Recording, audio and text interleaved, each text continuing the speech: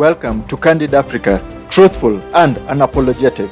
Our final remarks for this session this morning, our closing remarks, I hand over to you, Your Excellency Mkapa, for those. I don't know where to start. There's been so much scope by way of participation. But I want to underline what President Kagame has said. No one else is going to develop us.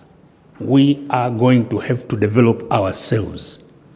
This dependence on some American president or commissioner of the European Union to transform or to help us determine the path and the limits and the goals of our transformation is nonsense. But we must get this out of our mind.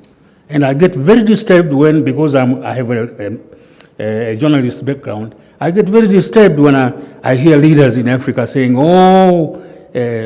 fortune is coming on us because the Chinese are here. Fortune is coming on us because the Americans are here. This is nonsense. I'm sorry to be so crude, but that's what I want to say. We will develop ourselves or will not develop. We'll develop ourselves, increase our equality, increase our worth on the world stage ourselves, and that way earn the respect of those others. Cooperation, as the president was saying, we must learn to work together. Africans must realize, you can't say this country, it is because it is by itself. No, I am because we are. Otherwise, we won't get any place. But other things I don't want to address. I want to address the informal sector as a good example. We are not formalizing them for tax purposes. We are formalizing them as the engine of economic and social transformation. First, recognition in the state to allow for their inclusivity in formulating and so on. They will feel that they are part of this state. So first, inclusivity. Secondly, to recognize that they are an important part of the economic framework. Three, that it is to their benefit because you are making arrangements for them to access capital. You are making it for them, you are making it possible for governments to organize their markets for them, both internally and externally.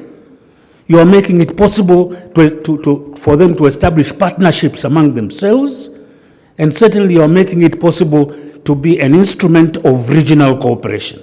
All those things center on the development of these units called informal.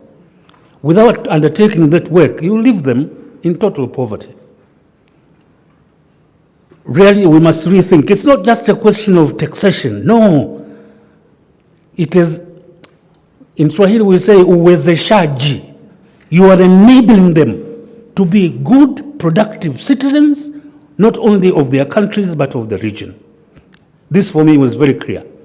I have here who was my major ideologue, Ambassador Sefue. He knows what we did as a government to try to formalize the informal sector.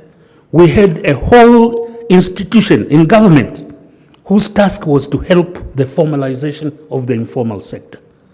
It helped them. It helped them. And he will tell you what the problems are.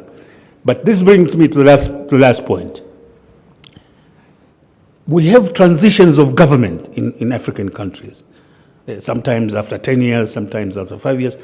But one of the problems you find is that when a new government comes, it thinks that all that was done by the previous government is no good. They must start afresh. It's impossible. So if you have no element of continuity at all, you have problems, non-development, non-transformation. Sometimes you even take the transformation process backward. Exactly.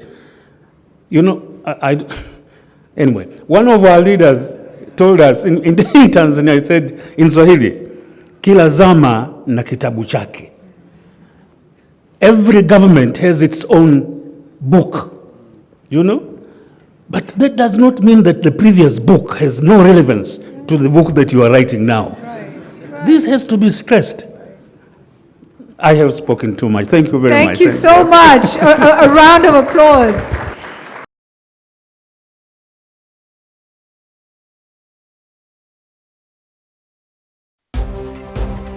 Did you like or hate what you heard?